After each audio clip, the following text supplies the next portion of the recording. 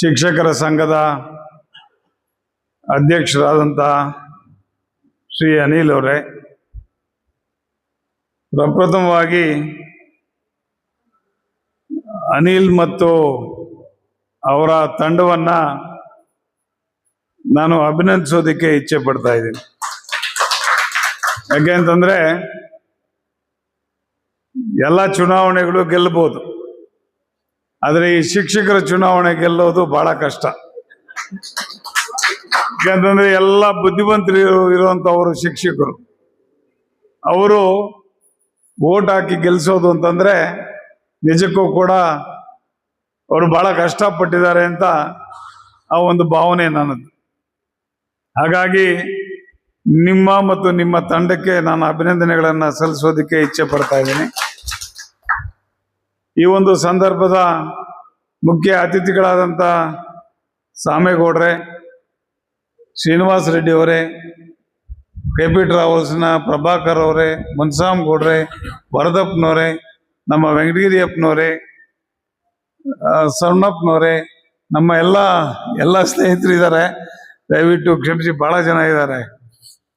ಹಾಗಾಗಿ ಎಲ್ಲ ಪದಾಧಿಕಾರಿಗಳೇ, ಆತ್ಮೀಯ ಶಿಕ್ಷಕ ಬಂಧುಗಳೇ, ಇವತ್ತು ನಿಜಕ್ಕೂ ಕೂಡ ಬಹಳ ಸಂತೋಷವಾದಂಥ ಒಂದು ದಿನ. ಯಾಕೆ ಅಂತಂದರೆ ನಮ್ಮ ಒಂದು ಅಮರಜ್ಯೋತಿ ಶಾಲೆ ಪ್ರಾರಂಭ ಆಗಿ ಸುಮಾರು 25 ವರ್ಷ ಆಯಿತು. 25 ವರ್ಷಗಳಿಂದ ಕೂಡ ನಮ್ಮನ್ನು ಮುಕ್ತ ಕಂಠದಿಂದ ಮತ್ತೆ ಪ್ರೀತಿಯಿಂದ ಬೆಳೆಸಿರ್ತಕ್ಕಂಥವರು ನಮ್ಮ ಪೋಷಕರು ಮತ್ತು ನಮ್ಮೆಲ್ಲರ ಹಿತೈಷಿಗಳು ಆದಂಥ ಶಿಕ್ಷಕರು ಅಂದರೆ ತಪ್ಪಾಗಲಾರದು. ಬಂಧುಗಳೇ, ಈಗಾಗಲೇ ನಮ್ಮ ಒಂದು ಮುಳಬಾಗಲ್ ತಾಲೂಕಿನ ಶಿಕ್ಷಕರ ಸಂಘಕ್ಕೆ ಅವಿರೋಧವಾಗಿ ಆಯ್ಕೆ ನಡೆದಿದೆ. ಆ ಆಯ್ಕೆ ನಡೆಯಲು ತಾವು ಕೂಡ ಇಲ್ಲಿ ಆಗಮಿಸಿರ್ತಕ್ಕಂಥ ಎಲ್ಲ ಪದಾಧಿಕಾರಿಗಳು ಕೂಡ ಕಾರಣಕರ್ತರು. ನಿಮ್ಮನ್ನು ಕೂಡ ಅದಕ್ಕೆ ನಾನು ಅಭಿನಂದಿಸೋದಕ್ಕೆ ಇಚ್ಛೆ ಪಡ್ತಾ ಇದ್ದೀನಿ. ಶಿಕ್ಷಕರ ವೃತ್ತಿ ಬಹಳಷ್ಟು ಹೇಳಬೇಕು ಅಂತಂದ್ರೆ ಲಂಚ ಇಲ್ಲದೆ ಕೆಲಸ ಮಾಡೋರು ಅಂತಂದ್ರೆ ಶಿಕ್ಷಕರು. ಬೇರೆ ಎಲ್ಲ ವಿಭಾಗಗಳಲ್ಲಿ ಕೂಡ ನಾವು ಲಂಚವನ್ನ ಕಾಣ್ತೀವಿ, ಆದರೆ ಶಿಕ್ಷಕರು ಮಾತ್ರ ಲಂಚ ತಗೊಳ್ಳದೆ ಕಾಯ ವಾಚ ಮನಸ್ಸಿಟ್ಟು ಕೆಲಸ ಮಾಡ್ತಕ್ಕಂಥವ್ರು ಶಿಕ್ಷಕರು. ಇವತ್ತೇನಾದರೂ ನಾನು ಇಲ್ಲಿ ನಿಂತ್ಕೋಬೇಕು ಅಂದ್ರೆ ಅದು ಕೂಡ ಶಿಕ್ಷಕರೇ, ಅದಕ್ಕೆ ಕಾರಣ ಶಿಕ್ಷಕರೇ. ಇವತ್ತು ಮನಸ್ಸಿಟ್ಟು ಪಾಠ ಮಾಡಿದ್ರೆ ನೀವು ನಿಜಕ್ಕೂ ಕೂಡ ಒಬ್ಬ ಶಿಷ್ಯನಾದವನು ಕೊನೆಯವರೆಗೂ ತನ್ನ ಗುರುವನ್ನ ಜ್ಞಾಪಕ ಇಟ್ಕೋತಾನೆ. ಇದನ್ನ ನಾವು ನೋಡಿ, ಈಗ ನಮ್ಮ ಮೇಡಮ್ ಅವ್ರು ಹೇಳ್ತಾ ಇದ್ದಾರೆ ಇವ್ರನ್ನ ಜ್ಞಾಪಕ ಇಟ್ಕೊಂಡ್ರು ಅಂತ. ಹಾಗೆ ಮನಸ್ಸಿಟ್ಟು ಮಾಡಬೇಕು.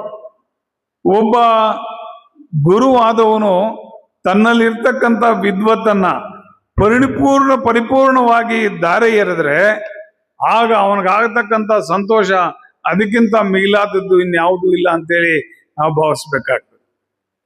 ಶ್ರೀನಿವಾಸ ರೆಡ್ಡಿ ಅವರು ಹಿಸ್ಟ್ರಿ ಉಪನ್ಯಾಸಕರು, ಶಿಕ್ಷಕರಲ್ಲ, ಉಪನ್ಯಾಸಕರು.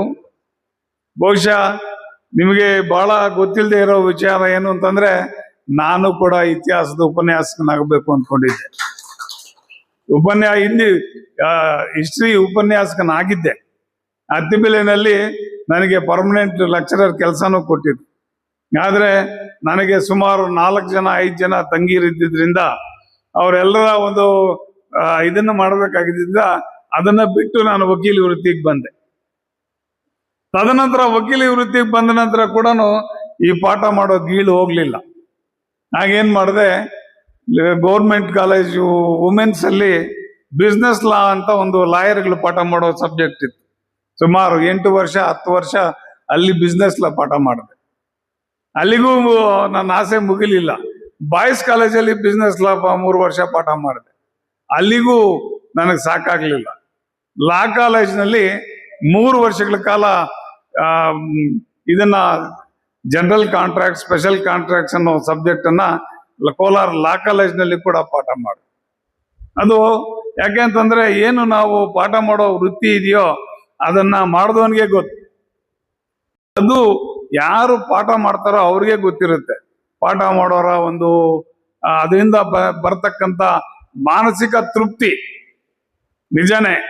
ಮೇಷ್ಟ್ರುಗಳಿಗೆ ಸಂಬಳಗಳು ಕಡಿಮೆ ಇರ್ತದೆ, ಬೇರೆ ಯಾವುದೇ ಗಿಂಬಳುಗಳಿರೋದಿಲ್ಲ, ಆದರೂ ಕೂಡ ಸಂತೃಪ್ತಿಯ ಮನೋಭಾವ ನಿಮ್ಮಲ್ಲಿ ಮನೆ ಮಾಡ್ತದೆ.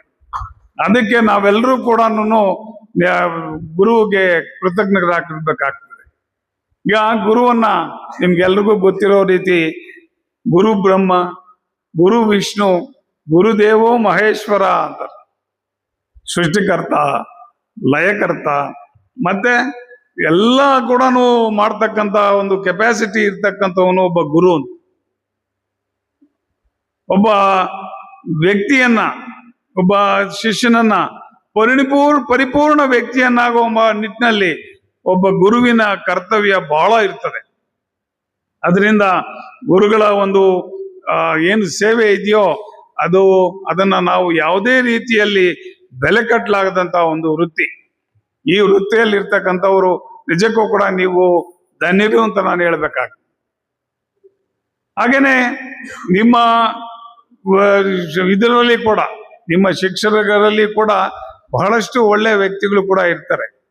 ಇವತ್ತು ನಾವೇನಾದ್ರೂ ಇಲ್ಲಿ ಶಾಲೆ ಪ್ರಾರಂಭ ಮಾಡಬೇಕು, ಎಲ್ಲ ಮಾಡಬೇಕು ಅಂದ್ರೆ ನಮ್ಗೆ ಅನೇಕ ನಿಮ್ ಶಿಕ್ಷಕರು ಕೂಡ ಸಹಕಾರ ಮಾಡಿದ್ದಾರೆ ಅಂತ ನಾನು ಈಗಾಗಲೇ ಹೇಳಿದೆ.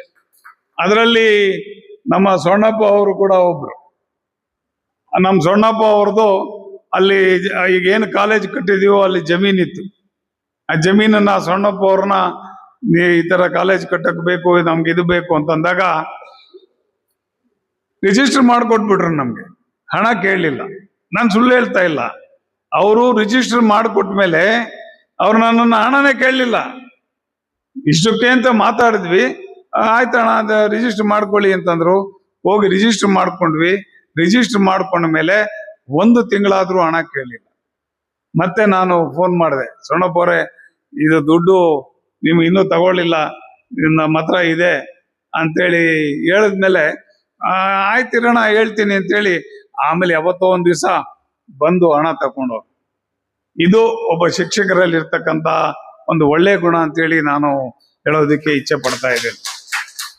ಇವತ್ತು ಏನು ನಿಮ್ಮ ತಂಡ ಗೆದ್ದಿದೆಯೋ ತಾವೆಲ್ಲ ಕೂಡ, ಯಾಕೆ ಅಂತಂದ್ರೆ ಕೆಲವರು ಹೇಳೋದೊಂದು ಮಾಡೋದೊಂದು, ಬಾಯಲ್ಲಿ ಮಂತ್ರಗಳು ಹೇಳ್ತಾರೆ, ಮಾಡೋದು ಹಿಂದ್ಗಡೆ ಹೋಗಿ ಮಾಂಸಾಹಾರ ತಿಂತಾರೆ.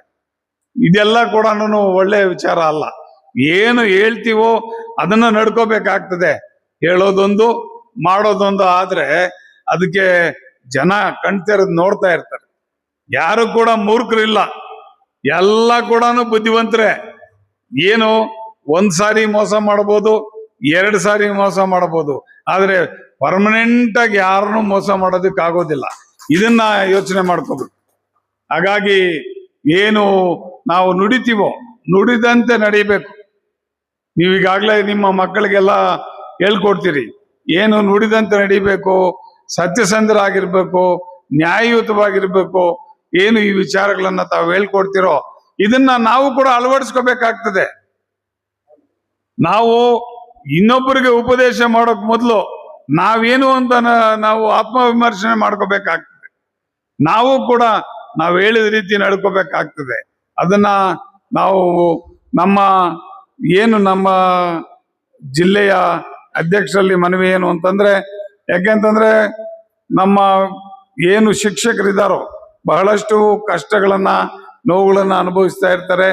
ನೀವು ದಯವಿಟ್ಟು ಅವರಿಗೆ ಸ್ಪಂದಿಸಿ ಅವ್ರಿಗೆ ಒಳ್ಳೇದನ್ನ ಮಾಡಿ, ಆ ಮುಖಾಂತರ ನಿಮಗೂ ಒಳ್ಳೇದಾಗ್ತದೆ. ಅದು ಅವರ ಬಾಯಲ್ಲಿ ಈ ತರ ಅನಿಲ್ ಅವರು ಒಳ್ಳೆಯವರು ಅಂತಂದ್ರೆ ನಿಮ್ಮ ಕುಟುಂಬ, ನಿಮ್ಮ ಇದಕ್ಕೆ ಅವರ ಆಶೀರ್ವಾದನೂ ಇರ್ತದೆ, ನಿಮ್ಗೆ ಒಳ್ಳೇದಾಗ್ತದೆ.